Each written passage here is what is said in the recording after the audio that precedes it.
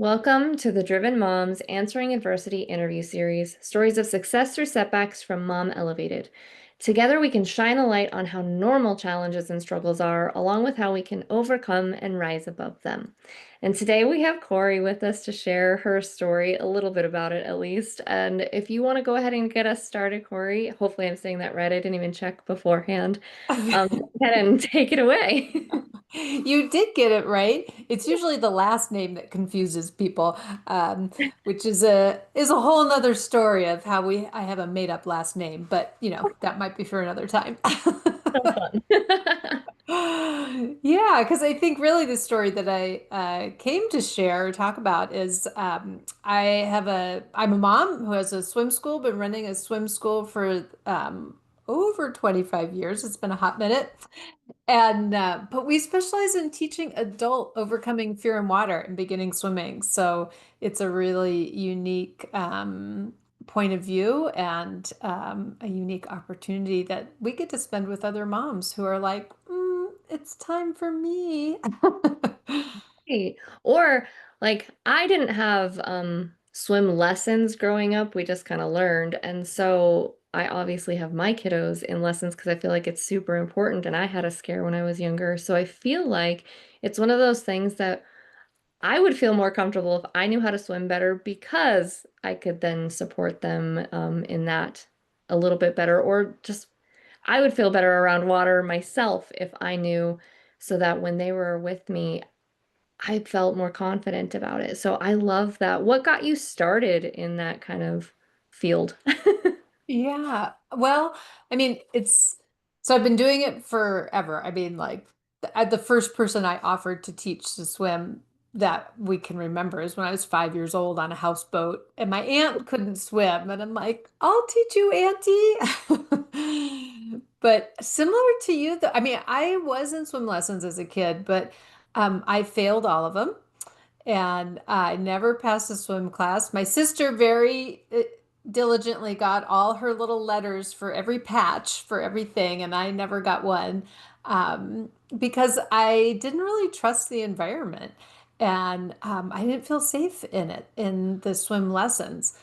It didn't preclude me from going and learning, but it did. I think that's part of why I have a unique perspective on it. So then when I started working with adults, and I could see, okay, I can teach you the physical skills, but you're not getting it. And they would tell me, I just don't feel like a swimmer. And I'm thinking, all right, what are we doing wrong here? And it's really because they're missing the mental steps of it as well. And so that is what really has called me into the work and kept me going in it all these years. I love that. I also feel people, I think oftentimes the mental aspect of literally anything is so undervalued. It is such an important aspect of everything we do, and I think we just overlook it so often. So I love that that's kind of a proponent that you bring into it because that's going to be so powerful for everybody involved. What would you say is the biggest adversity while you were building that and over the last 25 years of having the business that you have answered, and then how have you answered it? Like, what was the biggest challenge? Um, well, let's see, the biggest one. I mean, there's always challenges, right? And it's really about the process of how to approach the challenge. I mean, my brain is just spinning off in a bunch of different areas. We're in the stage of parenting, of launching kids, and and so I thought I was having two kids here all summer, and I was kind of one of them wasn't supposed to be here, right?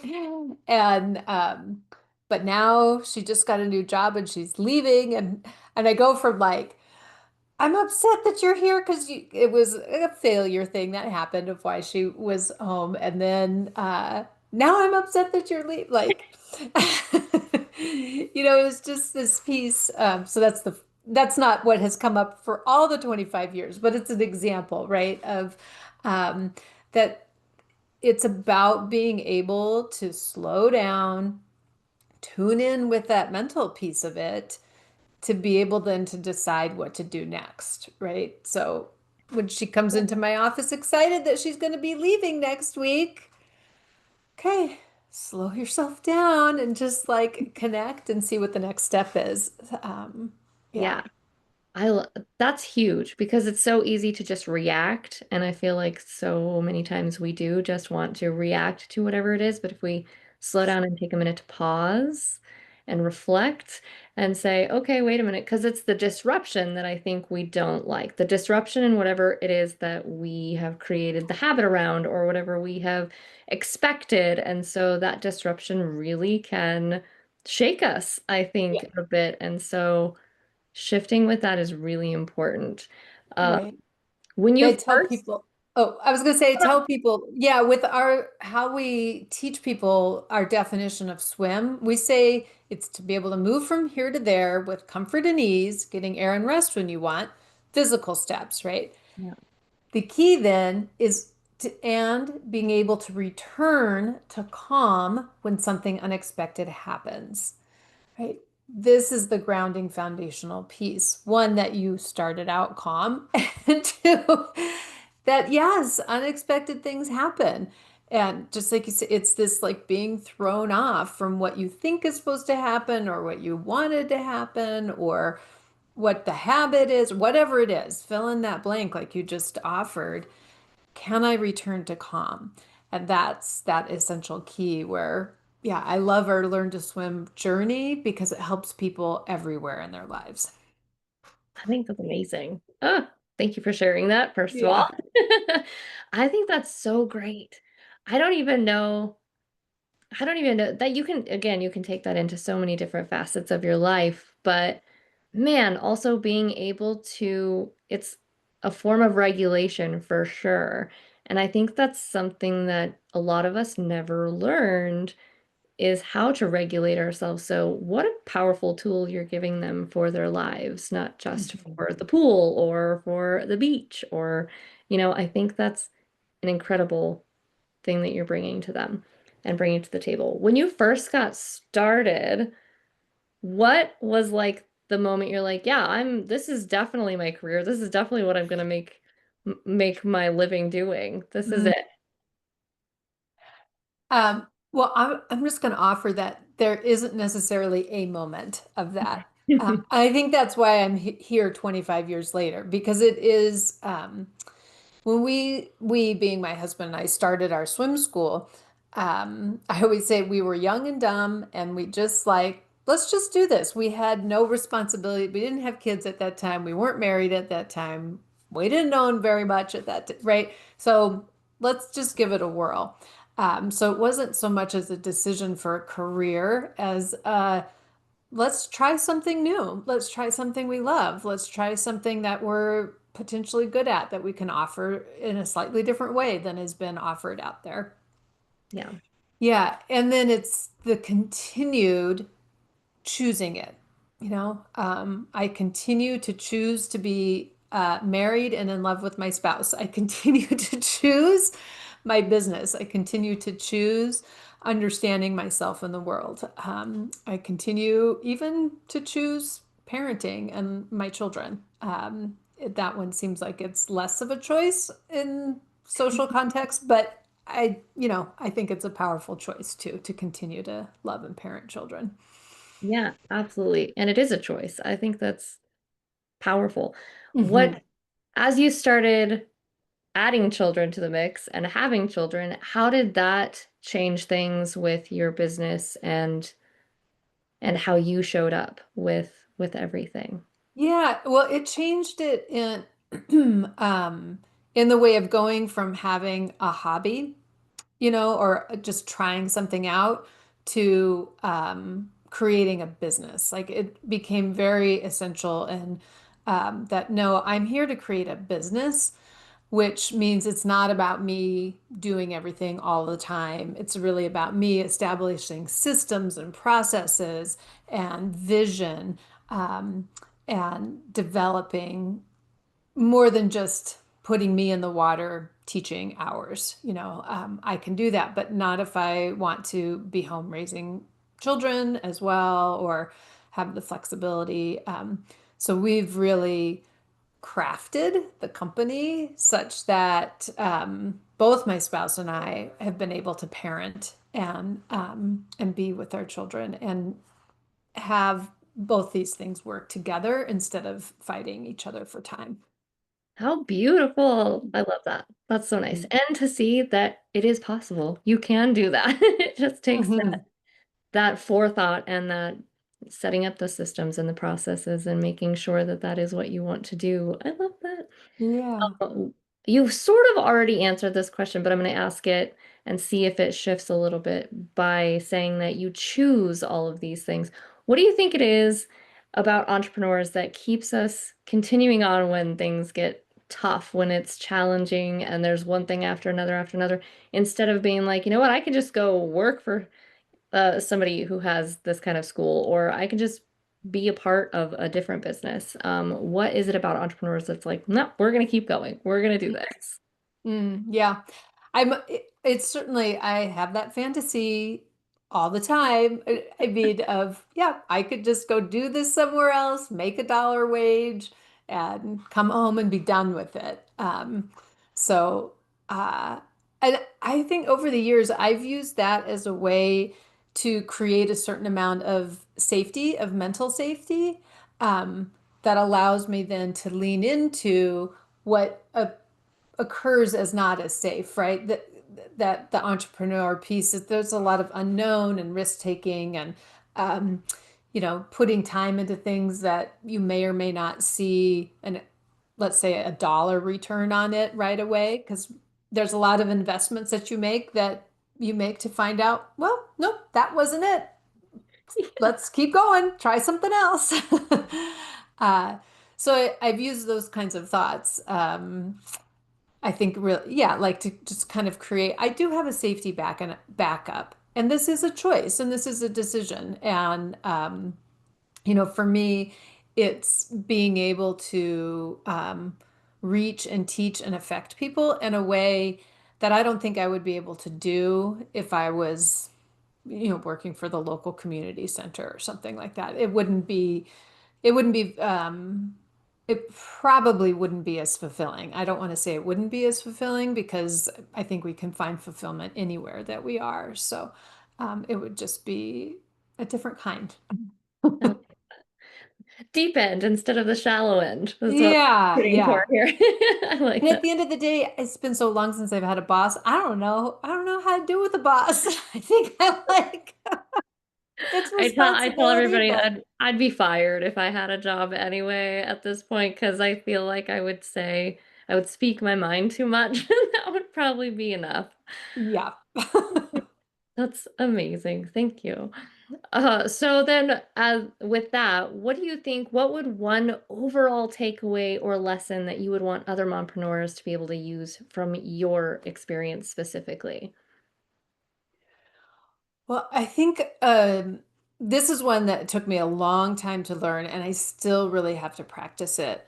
But it's the piece of being enough, of letting it be enough, of closing and finishing a day or a work period or um, whatever it is. And even with your children too, of because parenting, entrepreneurship, they go on and on and on and on, right? There's always more. You could always be better. You could always do some other things, right? The list is never ending.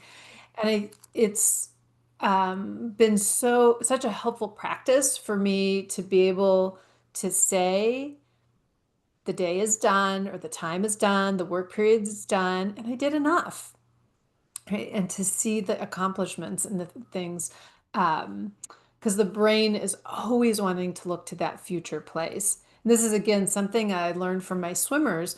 My swimmers students, they're constantly thinking about, well, okay, this works in the shallow end, but is this going to work in the deep end? Is this going to work on the ocean? Is this going to work in a river? And the answer is yes, and there's going to be some other things, but you're never going to be able to do it in the deep end, the river, the ocean, if you don't learn how to be happy and satisfied and understanding where you presently are. So, yeah, closing down that work period, closing it down and believing in yourself, so important. How long do you think it took you, and maybe you're still working on it too, to actually implement that and believe it and then let it be? How long did it take? Let's see. I mean, honestly, I don't think so. I've been doing this for 25. I think it's been within the last 5 years that I've really understood that as an important concept in terms of my own personal work day and my own personal life. It's certainly a concept I taught, but it took me a while for me to be like, hang on, bring it in here.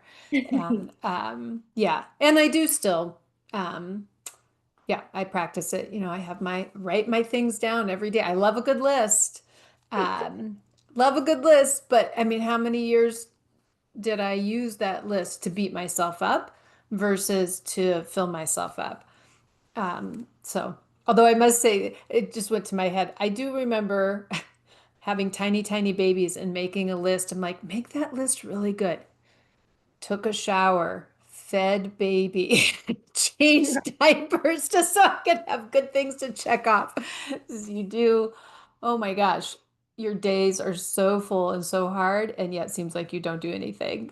So sometimes you gotta craft that list to help you feel good. It's okay. When I feel like sometimes we overlook some of those little things that we do every single day that just become habit, and we don't acknowledge them as being like that's a huge thing when you are raising a baby and you're super tired and you are run down and you are just trying to keep this tiny being alive Mm-hmm. as well as yourself. Mm-hmm. That's a huge shift in everything and the dynamics of how you operate your day and like allowing that space to let that new routine happen is huge. So, yeah, I Yeah, think it's really huge. And the truth is, if we're like comparing to some other time or making ourselves feel badly about keeping a tiny human alive, um, it doesn't help us get out of that. It doesn't help us move on to the next thing. It just makes us feel badly. And that's not great for you or keeping that tiny human alive right, right. Or your business for that matter, or your because business. then you're Yeah. spiraling.